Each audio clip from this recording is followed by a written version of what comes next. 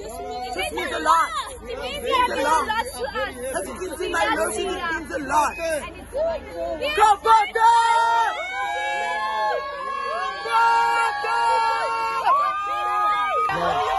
I can't explain right now. I'm just very happy for the people. So happy that the kids get to see us, you know. I know we don't come here a lot, but I'm glad that today we can share this experience with everybody in South Africa. Thank you. Thank you, everyone. Feel like a champion. You were in your hometown, Eastern Cape, the last 2 days. How do you feel being in Cape Town today? No, it's unreal.